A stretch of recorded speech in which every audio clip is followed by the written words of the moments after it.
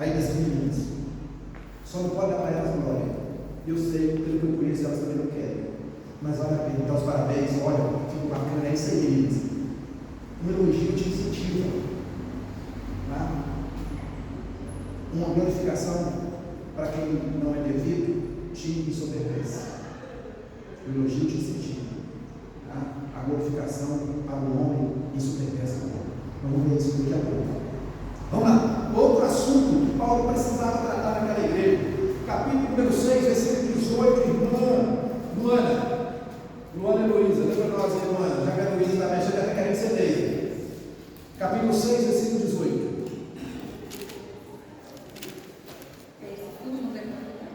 Isso. Tudo não tem modalidade sexual. Todos os outros pecados que alguém comete fora do corpo os comete. Mas quem peca sexualmente peca contra o seu próprio corpo.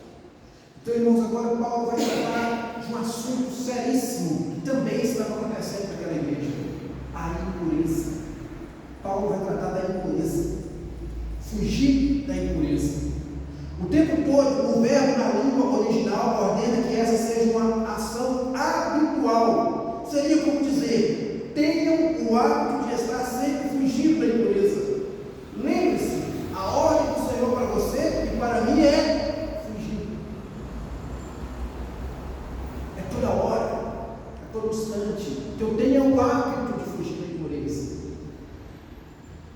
que eu tenha o costume de fugir da impureza, que eu faça isso constantemente, que eu não tenha prazer nessas coisas. É isso que Paulo está ensinando naquela igreja. Irmãos, e a imoralidade, a impureza naquela igreja, vocês não têm noção. Peguem essa carta, leiam essa carta de Paulo. Por isso que a palavra-chave dela é correção. E essa igreja era tão imunda a ponto de filhos estarem tendo um relacionamento com as esposas dos seus pais, com as madrastas. Era tão imunda, era tão sujo, tão porco. Mas eles esqueciam de uma coisa, que eles estavam fazendo, que quem faz isso, quem agia dessa forma, conforme o texto diz, que quem comete essas coisas, que aquele que pratica a imoralidade, ele pega com o próprio corpo. E aí, se formos ligando uma coisa na outra, nós vamos ver. Então, mas eu estou pregando, mas isso aí eu estou fazendo contra mim mesmo, não estou prejudicando ninguém. Tá? É pior ainda. Sabe por quê? O seu corpo é o quê? Templo do Espírito Santo. Então eu não tenho esse direito. Por isso eu preciso fugir. E Paulo está trazendo uma situação aqui onde nós vamos ver. Isso já tinha acontecido no início da criação. Nós vamos encontrar alguém fugindo da impureza no início da criação. Não tão no início, né? Mas bem no início aqui. José. Eu costumo falar isso, irmãos. Biblicamente, o diabo foge de nós. Você pode crer que tem medo do diabo, não. É ele que tem medo de nós. É ele que fugiu de você. Sabia disso? Que ele foge de você? Tiago capítulo 4, versículo 7. Sujeitai-vos a Deus, resistiu o diabo e o diabo? Então ele tem que fugir de nós. Mas o pecado? Água fria. O pecado vai fugir de você? Não. Aí é o contrário. É você que tem que fugir dele. A orientação aqui é para nós fugirmos. Então eu coloquei isso na minha vida. O diabo corre de mim e eu corro do pecado. Eu estou indo do pecado. Foi isso que José fez. Lembra-se? José, como mulher de Potifar, largou a capa e vazou. Eu vou ficar aqui mesmo, está doido? Mas o problema de hoje, irmãos, os crentes estão indo atrás. E está tão sério que se ele fosse atrás e continuasse por lá, tudo bem, fique por lá, tudo bem não, já deu, mas fique por lá. O problema dessa igreja de Corinto é que eles estavam praticando lá fora e trazendo para dentro da igreja, trazendo a imoralidade para dentro da igreja. E não é diferente hoje, irmãos. Fugir da impureza. E não é só da impureza sexual, não. Tem outras áreas também.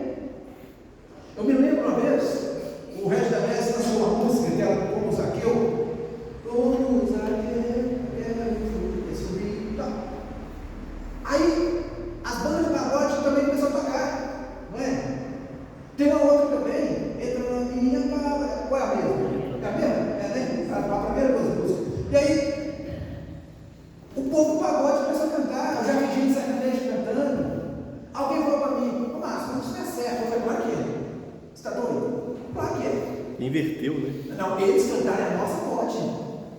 Nós que não podemos cantar deles. Eu não esqueço do reverendo Diocélio, que foi um pastor da Itaflotônia, adolescente, quando os mamões assassinos morreram, né? Foi citar isso lá, mas foi pela manhã, se não me engano, e aí eles citando, glória, e tal, o banana assassina lá. Aí alguém gritou, não é banana não, pastor, pelo amor, você está ouvindo, né? Então, irmãos, não é problema. Não tem problema algum. Glória a Deus por eles cantarem as nossas músicas. O problema é quando nós trazemos a Deus para nós. Fala, Tânia. Mas aqui, essa questão do quem canta a música, o correto é que seja um louvor a Deus. Né? Agora, não tem essa ciência de lá, essa daqui. Se é um louvor a Deus, o louvor é a Deus que tem que ser glorificado. Não, né? então, eles estão glorificando a Deus com o nosso louvor. Mas qual louvor que eles têm para nós glorificarmos a Deus? Com a música deles? Eles têm também. Eu já fui católico de um milhão de Não, estou falando música secular. Não, estou falando música secular. Os pagodeiros levaram, cantaram a música evangélica lá. Não, eu não estou falando da igreja católica. Não estou falando da igreja católica. Estou falando. Eu citei bandas seculares, grupos de pagode, sertanejos, é isso que eu disse. Agora, tem shows. tem, né? Então, assim, eu já vi, tem uma dupla aí, embora eles sejam evangélicos, não sei se realmente são, né? O César Menor e Fabiano, cantando no final de evento deles, cantando a cara segura na mão de Deus e vai. Então, assim, o que eu quero dizer é que eles cantarem, a nossa não tem problema. Porque tem diferença, né, Márcio? Eu perguntando mesmo, até onde eu pecar, porque aí eu canto uma música, não é um louvor a Deus, é uma música. Tem algumas pessoas. Não é profano, porque se tem diferença entre a música profana, né? Porque tem músicas que são profundas, são maravilhosas, sabe? Assim, e coisas que você vê que só Deus daria uma coisa daquela um homem fazer, porque O que nós temos que entender? Eu, particularmente, eu trago na minha vida. Por que eu não canto? Eu não gosto da expressão música mundana. Eu não gosto dessa expressão. Eu prefiro usar a expressão música secular. Por que eu não canto música secular? Por mais bonita que seja a letra, tem letras que são, aos nossos olhos, são maravilhosas. Por exemplo, como você sabe, eu sou meio sertanejo, né? A minha linha de trabalho na música, né? É o sertanejo gosto. Mas enfim, eu sempre gostei de música caipira, música sertaneja. E aí, eu mesmo estando na igreja ainda quando criança, adolescente, eu ouvia isso contigo, pastor. Mas eu ouvia Leonardo e Zezé Camargo e Luciano. Hoje eu só estou Luciano. Com Zezé não, só Luciano Camargo. Né? Então, depois vocês podem pesquisar lá, o Luciano Camargo, agora eu estou falando que ele é crente, então não dá para ouvir. Aí, tem uma letra que eu não esqueço, eu citei agora esses dias, que não foi ele. É uma letra que vai falar, que vai trazer mais o patriotismo. A intenção da letra é o patriotismo. Que na letra, uma parte dela, ele fala assim: você tem em suas mãos a força e o poder, mas não tem a sabedoria para entender que o Brasil é sua pátria acima de tudo. É uma letra patriotista. Ok, bacana. Então, supostamente teria algum problema? Não. Vai trazer algum prejuízo espiritual? Eu não vejo. Só que, como eu gosto do gênero sertanejo, eu prefiro escutar Daniel, Samuel, Canarinho de Cristo, os Levitas. Então, para o meu gênero, tem no meu meio.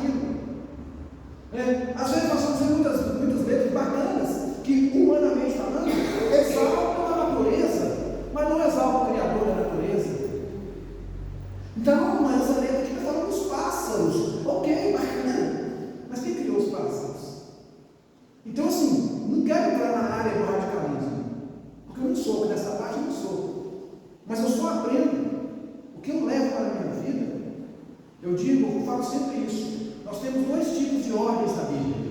Nós temos a ordem implícita, ou melhor, a ordem explícita, que é a primeira, e a ordem implícita. Por exemplo, esse texto que acabou de ser lido, fugir da impureza, é uma ordem explícita.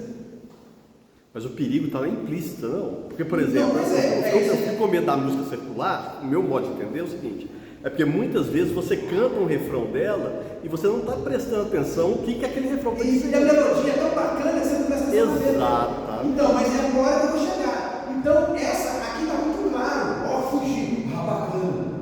Mas eu não estou achando na Bíblia, por exemplo, no ano passado nós discutimos sobre isso aqui um pouco. Eu não estou achando na Bíblia onde me proíbe beber. Tem gente que usa isso como desculpa. Tá lá, beber e embriaguez. Ou não se embriaguez, que não sei o que, entendeu? Mas, então, qual a ordem implícita? Por isso que é necessário que se estude a palavra. E aí você vai encontrar ordens implícitas. Não está vendo, mas eu sei que tem aqui debaixo.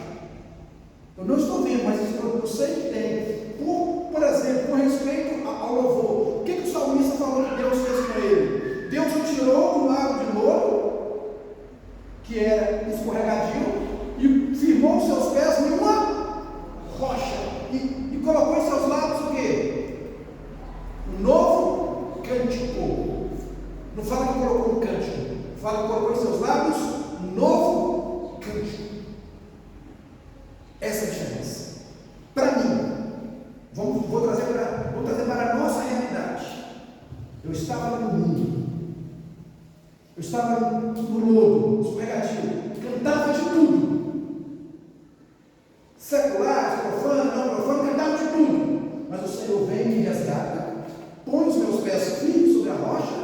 Ele não só muda os meus pés, Ele não só tira do lugar, mas Ele tira os costumes daquele lugar. Agora, eu não apenas estou lá, mas como também não vivo e não falo mais as coisas que eu falava lá. Agora Ele colocou em meus lábios um novo cântico. Para mim, Márcio, eu não preciso de outra ordem. Para mim isso já é suficiente. Eu não vou cantar outra música que não glorifique o nome de Jesus, porque já pôs o novo cântico na minha boca. Eu, Márcio, não preciso de outra ordem. Mas, dá mais uma ordem implícita aí. Não sabeis vós o vosso corpo é templo do Espírito Santo? O que está entrando nesse corpo aí? O que está entrando nessa mente? Mas só duas, tem que ter três para fechar. Tem que ter três para fechar. Especialmente pela música, porque é um perigo, né? Porque ela, você vê nos discursos que eles falam, né? O quanto que aquilo entranha dentro do cérebro da gente, né? E manipula a gente, né?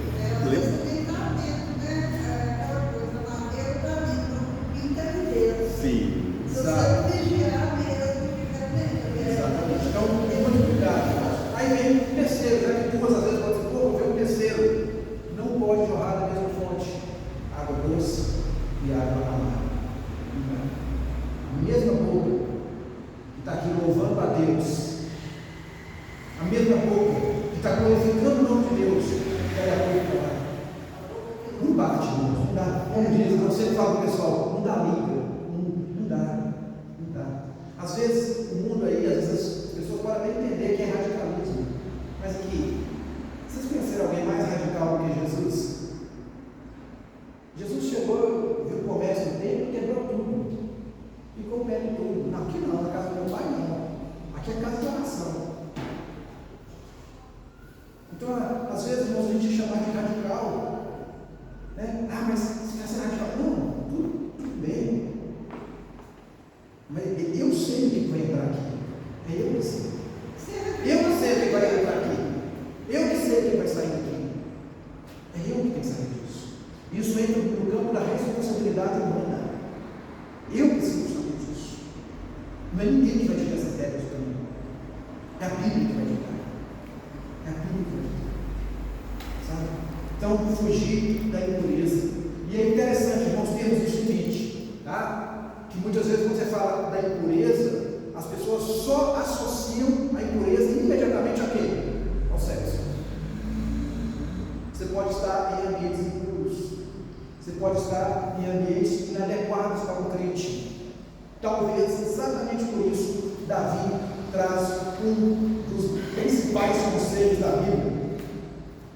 que até hoje eu não memorizei, né? É tão fácil, até hoje eu não memorizei. Talvez aqui Davi vai trazer um dos principais conceitos bíblicos. Como eu vou fugir da impureza? Eu acho que um dos principais conceitos está aqui no Salmo primeiro. Bem-aventurado o homem que não anda no conselho dos ímpios, que não se detém no caminho e não se assenta na roda. Está aqui uma boa maneira de se fugir da impureza. Olha onde você vai, olha com quem você conversa, olha o que você fala, olha onde você senta. Está aí uma boa dica bíblica, uma boa ordem bíblica, que isso não é bom para mim. Tá? Então, não associe a impureza somente ao pecado sexual. Tá? Existe outro tipo de coisa. Tem dois pontos que vocês ainda têm que terminar, eu acho que vai. Capítulo 8, versículo número 2. Capítulo 8, versículo 2. Lê para nós aí, dona Miriam, por favor. 1 Coríntios 8, 2. Se alguém julga saber alguma coisa, com efeito não aprendeu ainda como convém saber. Amém. Se alguém julga saber alguma coisa, né? Com efeito, não aprendeu ainda como convém saber. O que Paulo está ensinando para essa igreja? Agora Paulo vai entrar em outro tema, que é com respeito às coisas sacrificadas aos ídolos. Tá? Então o pessoal lá estava se achando sábio demais.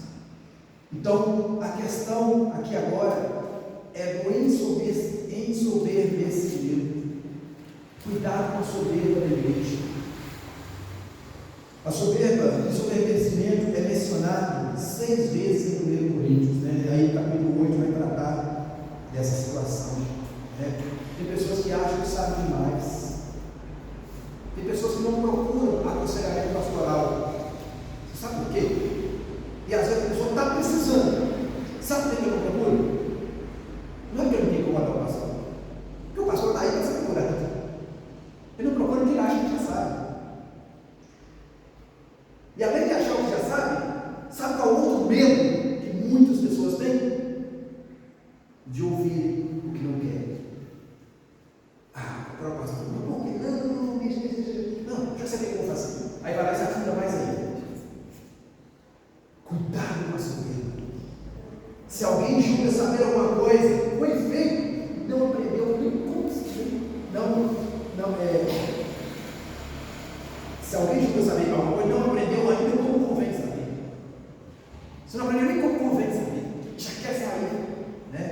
A soberba é um perigo. E a última coisa que Paulo vai nos ensinar aqui agora. Eu falei de 2 horas de 4 aqui. Deixa eu subir a tela do celular aqui. Eu vou ficar nessa última para terminarmos aqui. Tá? Eu vou dentre elas, vou escolher uma aqui. Capítulo 1, versículo número 30. Irmã Regina, lê para nós, capítulo 1, versículo 30. Mas vós sois dele, em Jesus Cristo, o qual para nós tem no Deus sabedoria e justiça, santificação e redenção. Então, mas vós sois dele, em Cristo Jesus. Sabe o que às vezes falta na igreja de hoje? Falta o cristocentrismo ou teocentria. O costume, eu gosto de usar mais o cristocêntrico. É mais fácil, mais simples de se entender. Né? Onde Cristo é o centro. Estava faltando isso nessa igreja. Aqui nessa igreja, Paulo vai ensinar para esses irmãos: o Senhor Jesus é a nossa sabedoria. É nele, e somente nele, que devemos buscar orientação e forças para vivermos corretamente no meio de uma sociedade corrupta, perversa e permissiva. A intenção aqui, irmãos, é porque é que a igreja de Corinto, crianças, atenção aqui, terminando de terminar, presta atenção. O problema da igreja de Corinto, conforme eu disse para vocês, ela estava uma igreja muito permissiva, e trazendo para os nossos dias, o que estão querendo colocar no seio da igreja de hoje? Já criaram a igreja inclusiva. Nós precisamos entender uma coisa, irmãos. A igreja ela sempre foi inclusiva. Sempre. Sempre. Quem aqui não tem um amigo que quando chegou a primeira vez na igreja talvez não fosse homossexual? Alguém conhece um homossexual convertido? Alguém foi homossexual que se converteu? Algum de vocês já conhece? Eu já conheci. A Valéria já conheceu. Mas quando essa pessoa chegou na igreja e foi rejeitada? Ou foi colocada para fora? Não. Quem aqui já conheceu talvez alguém que hoje é crente, mas antes era viciado em drogas? Já conheceu? E essa pessoa, você conheceu, você chegou a congregar com essa pessoa? Não? Tá, mas você sabe se essa pessoa foi jogada para fora da igreja? Não. E se fôssemos caçar inúmeras pessoas em inúmeras situações, pessoas que chegaram na igreja e vieram como estavam. Eu venho como estou. E é verdade, a pessoa tem que vir como está. Agora, não vai encontrar base bíblica para permanecer como ela chegou. É isso que é a diferença. Tem que vir como está mesmo. Você não vai esperar melhorar para mim. A igreja é lugar de doente. A igreja é lugar dos ex. Ex-traficante, ex-gay, ex-lésbica, é isso tudo. É o lugar. Então nós não temos que rejeitar ninguém. Por isso. De forma alguma. Então a igreja ela é inclusiva sim. Ela não é permissiva. Ela não pode ser permissiva. Ela não pode ser permissiva. Isso não. Ela também não pode ser intolerante. Ela não pode sair dando chute nas pessoas. Mas ela não pode ser permissiva. Eu já contei aqui, vou contar de novo. Isso foi antes, era nessa Vicente ainda, ele estava dando aula no projeto, nós estávamos lá embaixo. E aí, chegou dois rapazes, um fazendo aula, o outro esperando. E na hora que eu cheguei, o pastor começa a dizer: ô pastor, eu acho que ele permitiu que percebeu, e o que não estava fazendo aula, veio e abordou o portão dele, no projeto aqui embaixo. E virou e falou assim, me perguntou: aqui, o senhor pastor, o que o senhor faria? Como que seria recebido um homossexual na sua igreja? Como que seria a reação de vocês? Qual seria? E eu respondi para ele com muita serenidade, com muita tranquilidade. Ele usou a terceira pessoa, mas na verdade ele estava se referindo a ele mesmo. Eu falei: olha, eu gosto muito, de vez em quando eu fico na porta, eu gosto muito de receber as pessoas com um abraço carinhoso.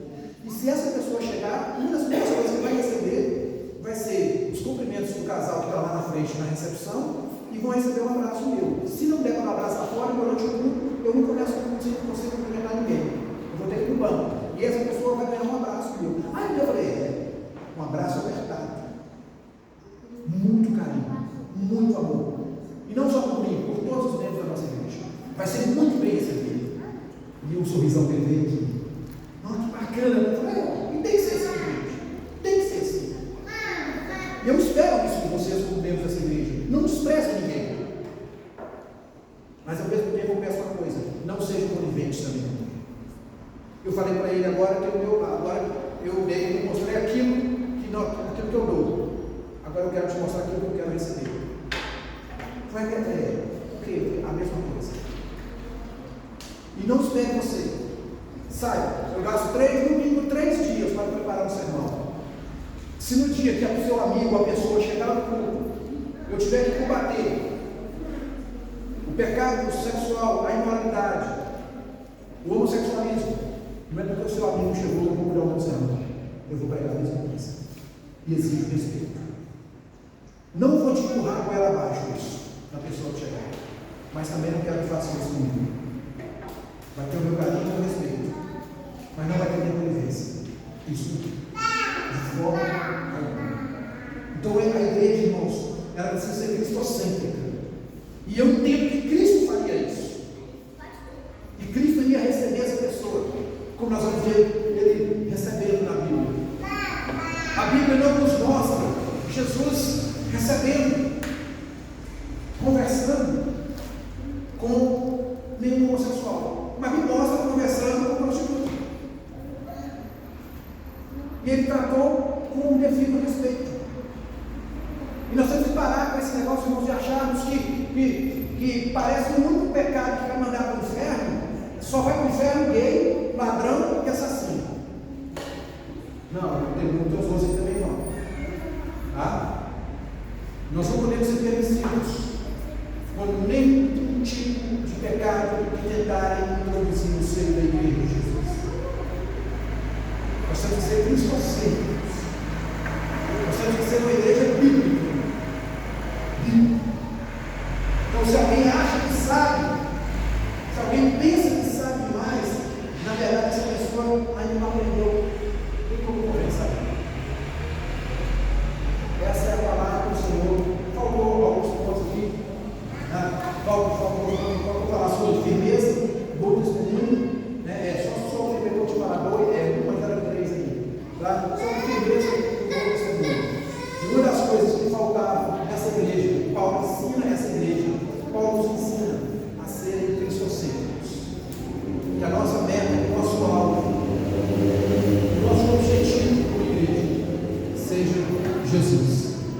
Se Jesus for o nosso alvo, se Jesus for o nosso objetivo, pode ter certeza, vai funcionar, vai dar certo. Que Deus nos abençoe em nome de Jesus. Vamos passar a nossa secretária de